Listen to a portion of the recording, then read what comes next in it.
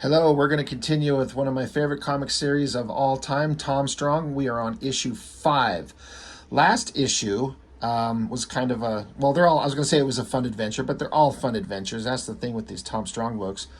They're all different and unique, but following the same characters and same basic storylines, but they jump around in time, different settings, and they sometimes bring in different artists to help work on the book. It's just so wildly inventive, and I wish it got more attention. But I'll do the best that I can do to bring some more attention to this book.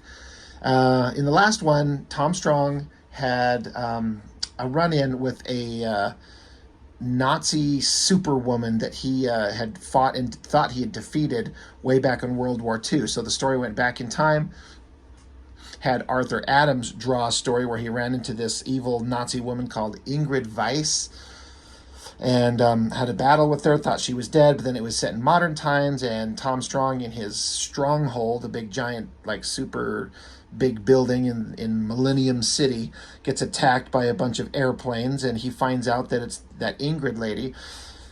She's still alive. She gets a hold of him, captures him, and sneakily traps him inside a time machine. And the last issue ended with Tom Strong tumbling through time. I believe it said it was sending him back in time.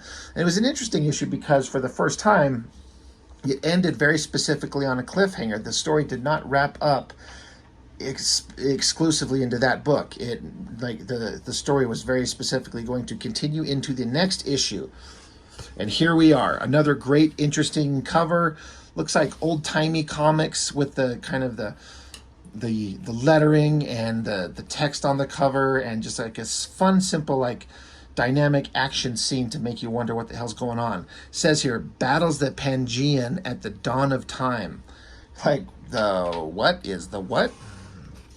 Well, let's get right into it. Starts right out. There's this, kind of a nature scene, very naturalistic looking trees and vegetation, but the coloring makes you think like this is not, it doesn't look like a hospitable environment. Bright flash of light, boom, there's Tom. He's arrived from his travel back in time. So he gets onto his belt, and it's showing here through the lettering that he's having a hard time breathing, straps a mask onto his face. And then he says, this is possibly the final diary of Thomas Strong. Entry 1. My surroundings are bizarre, but not entirely unfamiliar. You flip the page over, and they do this a lot. A nice big splash page with the title. He says, I'm in Pangea. Tom Strong, Memories of Pangea. So Alan Moore, Chris Sprouse, writer, penciler, co-creators, and Chris Sprouse, the artist on the main story. Jerry Ordway, penciler on The Untold Tale. Al Gordon on inks. Todd Klein, letterer. Colors is Tad Ehrlich, Ehrlich. I'm not sure how to say that. Man, I gotta give it, what a great shot, great composition. Chris Sprouse is so good. He started out good, and he just got better and better. The first time I ever saw him that I know of, he was over on Extreme Studios drawing some various books, and he's did more honor than that studio really had any right to. They didn't know what to do with him. He's just too damn good. And this Tom Strong work is just so strong. Again, I love the coloring, letting you know it's a rough environment for the needs of a human being like Tom Strong. So he continues to, like, the story is told by him recording his log. So it's an interesting kind of storytelling device to get information to us. He gives us information in case you don't know what Pangea is. Since Pangea was Earth's first single massive supercontinent, that means I've been transported 200 or 300 million years into the past. And he's like, well, where did that Nazi woman get the technology to do that? She mentioned a partner.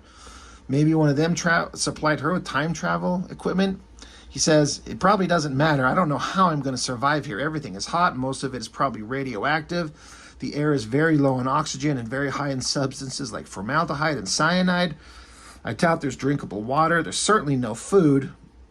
Then he kind of reminisces. He says, I came back here once before with his wife back in the 50s. We were part of a time expedition organized by my inventor friend, Professor Fingal Parallax. Of course, back then we had an automatic recall mechanism to return us to our own time after an hour. In fact, back then, lots of things were different. So it's kind of setting up another storytelling kind of framing device here, where he's reminiscing about how he'd been here before. And so on the next page, we get kind of an homage to, I'm not familiar with a lot of old-time comics, old adventure stories and things like that. I haven't read probably any of the old stuff, but the look and design of this is designed to look very specifically like old-time comics. The fonts, the way it's kind of drawn, the situation that it's in, the lettering is very different. It's a different vibe than this stuff, if you're kind of paying attention to it. So there's a lot of attention to detail to make these things feel like it's a chapter from an old comic that you haven't read, because Tom Strong's like a century old, so he's had a lot of time to have a lot of adventures. So it starts out with Tom Strong and his wife getting attacked by some kind of monster, and he's like, oh God, there's this thing, it's attacking us. And then it goes back to a little bit before, where here's the professor and Tom Strong and his wife getting in this ridiculous looking chair thing. They travel back in time. They appear there, and she's like, man, this sucks compared to the beautiful tropic island we come from. And he's like, yeah, that's what this place would be like. Fruits and proper flowers haven't evolved yet. Pangea is almost lifeless. She's saying there's some vegetation, some insects. And he's like, yeah, there's a lot more native life than he was expecting. The atmosphere is almost all poisons and caustic acids. And so she kind of jokes, kind of like, she's like, then you and I are like the first man and woman on Earth.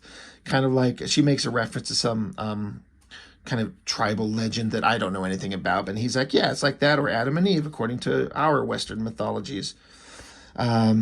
But they're just kind of reminiscing about and kind of laughing at the fun adventure they're having at visiting this millions of years ago and seeing this kind of thing that no one else should ever really get to see. But as they're walking through the jungle, you see this tentacle start walking towards them, or slithering towards them, I should say. So they're just looking around. Tom Strong's very much a science-minded guy, but then suddenly his wife is gone. She disappears.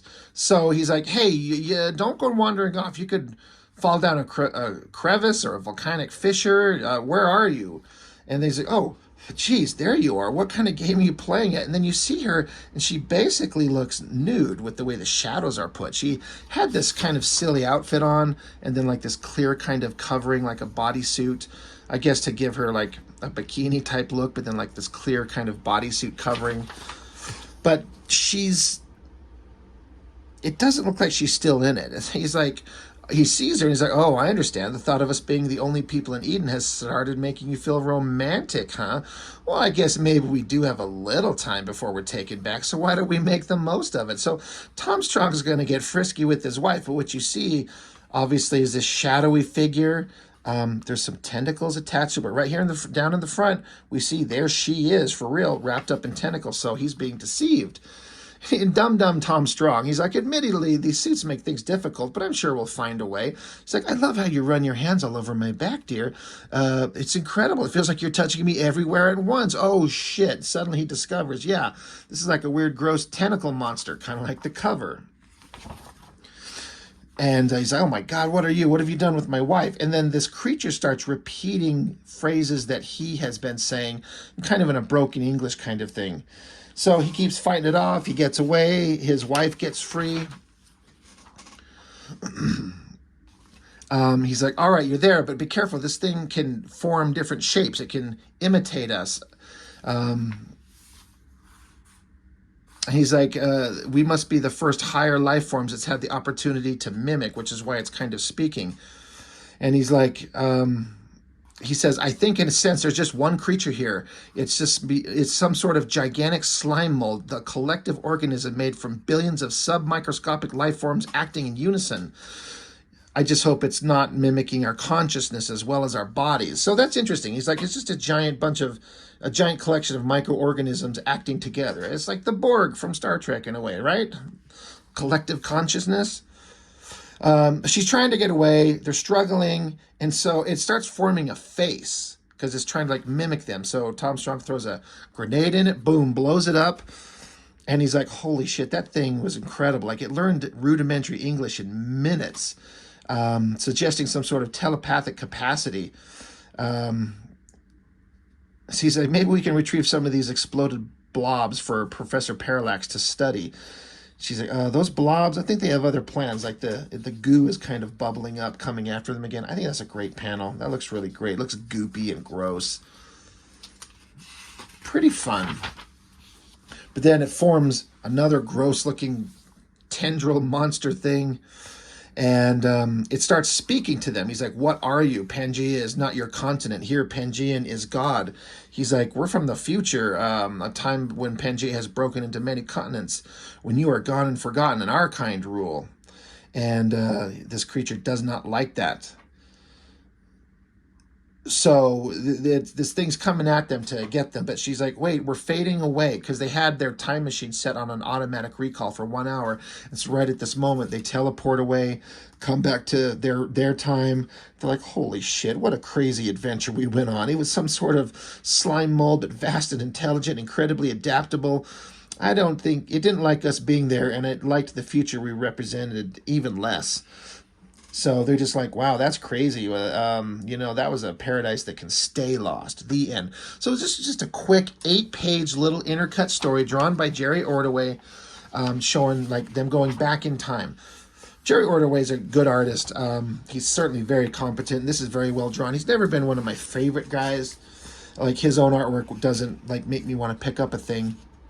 But it fit on here very good. So a quick little interlude of that story, and then we come back to Chris Sprouse drawing Tom Strong in his real time. Of course, now he's just thinking how he's just still reminiscing, making his log entries to tell us the story. He says that the Pangean entity turned up again in 1969. He said apparently we had brought back some microscopic fragments. Excuse me. Microscopic fragments of that thing back into the 20th century, and after a certain amount of years it just grew big enough to become dangerous. So after capturing the slime, this increasingly intelligent slime mold, he trapped it and secured it, and then they teleported it back to the Pangean era, millions of years in the past, where he says where it would presumably rejoin the parent organism. So he's just reminiscing about how smart the thing is, what a dangerous situation he's in.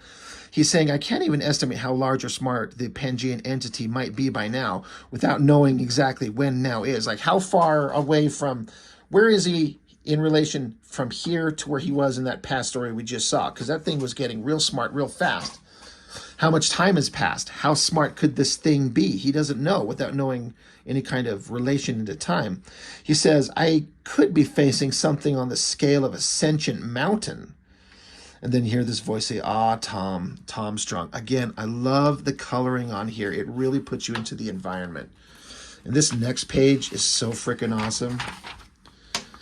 Big, giant face. He says it's Pangea itself. It's always the optimist. There's Tom Strong, little guy right there. That is such a great drawing. I think it looks so damn good. This misty fog going through these trees. So well done. So Tom's like, so you're the landscape. Interesting. And so Pangea is like, and you are a tick on our hide, and that is all you shall ever be. He says, hold on, maybe take a moment. Maybe make things more comfortable for you. Tom Strong notes how his Pangea's English is excellent.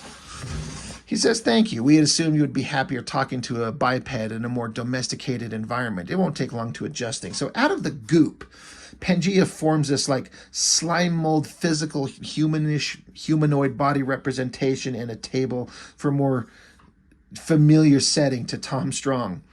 So Tom's like, clearly you were expecting me. He's like, yeah, we formed an alliance with future creatures of your species. The female Fraulein Weiss and her male associate, they said you would be coming. So everything that happened in that previous issue where he got trapped and sent back in time, this was all a plan set up between Pangea millions of years ago and Nazis from the future, but from Tom's past. It's such a wild, crazy, weird, inventive story that Alan Moore comes up with. I don't know how he comes up with these things. So Tom's like, so did they travel back here to Pangea to arrange this alliance with you? He's like, of course. They erected a time terminus here. We gather we are little more than a diversion required to delay you here in Pangea while they make certain preparations for your return.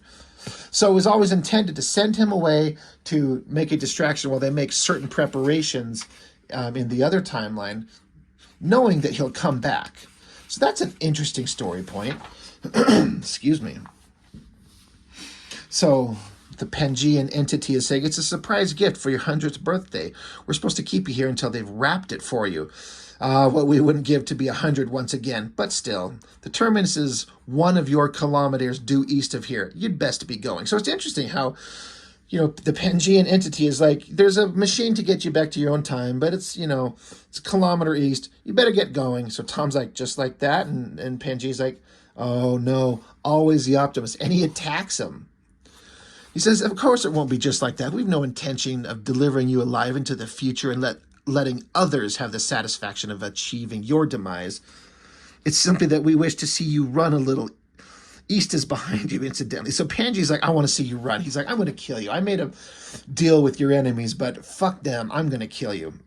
We thought it would be best to kill you here and send a simulation of ourselves back in time to take your place. We will detach part of ourselves and make it into you. We'll travel forward in time, meet Fraulein Weiss and her companion, and kill them and kill all your kind, kill everything that walks or crawls or swims and flies. And in this way, we shall restore Pangea. And you see more of these tendril things are coming up out of the ground, multiple figures of that human form that he was taking. Pangea is making plans of his own. Pangea says, we'll push the broken continents back together like pieces of a puzzle, put the world back the way it was meant to be. You see, the world's not big enough for us all, not big enough for all you and all your people, all your plagues of wildlife. The world is only big enough for we. An infesting rabble of different species killing each other to survive. That cannot be the way the world was planned. Millions of years of eating and being eaten. The idea is horrific. One world, one organism, that's fair. So Pangea is just going on this weird psychotic megalomaniacal rant about how he's going to go into the future, push the continents back together and wipe out all life except for him. What a wild, crazy idea. What a crazy villain for a classic kind of pulp superhero character like Tom Strong. He's fighting the collective intelligence of ancient Earth. It's so crazy. But while he's going on this rant, Tom pulls out another grenade, blows it up, and gives him, a moment to get away. Tom says, Pangean, don't you think Weiss and her cohorts would have expected you to try and kill me yourself? Don't you think they'd be as quick to betray you as you were to them? He's like, what do you mean? They know my power. They know I cannot be harmed. They would not dare to betray me. So Tom's like, yeah, you're very powerful.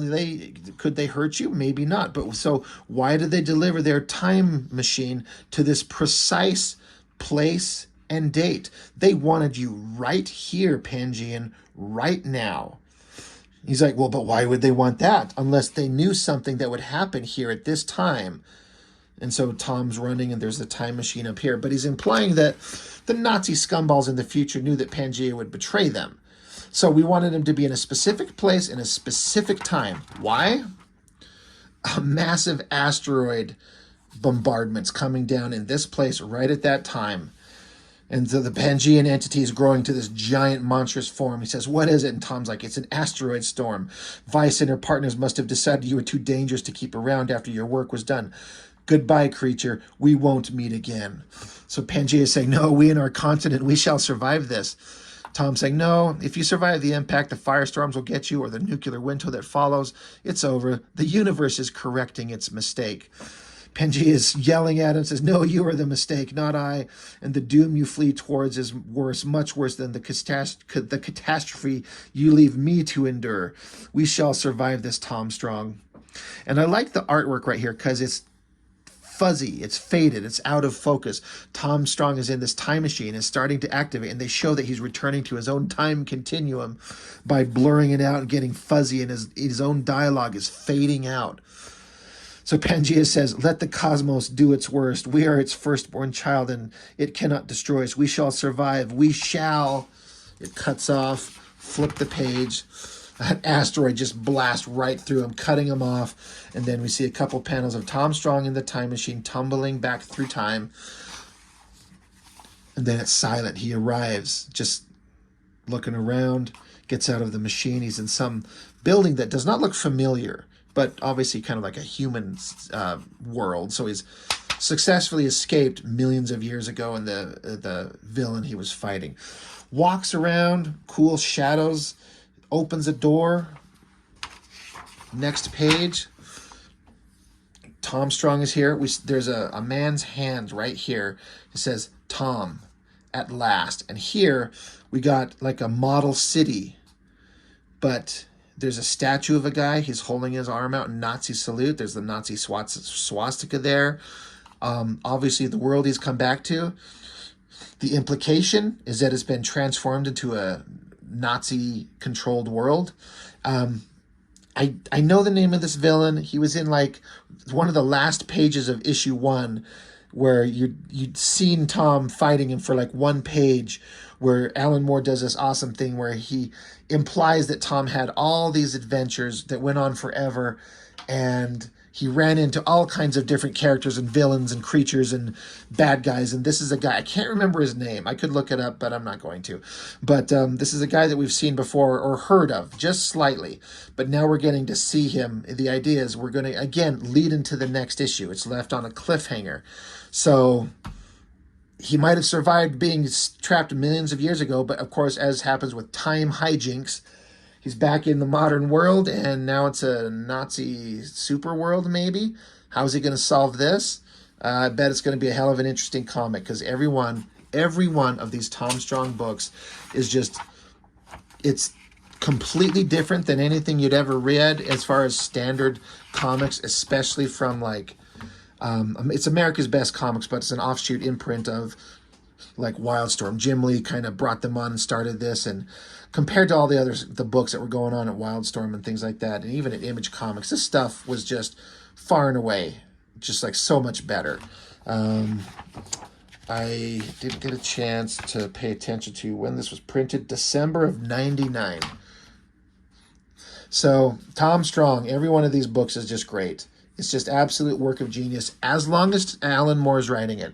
He gets to a point several issues down the road, 20, 30 issues, something like that, where he stops writing it and he hands it off to some other nobody, and it instantly lost its magic. And they even still had Chris Sprouse drawing it. So it's the same character, same artist, but the magic that Alan Moore brings to it is just gone.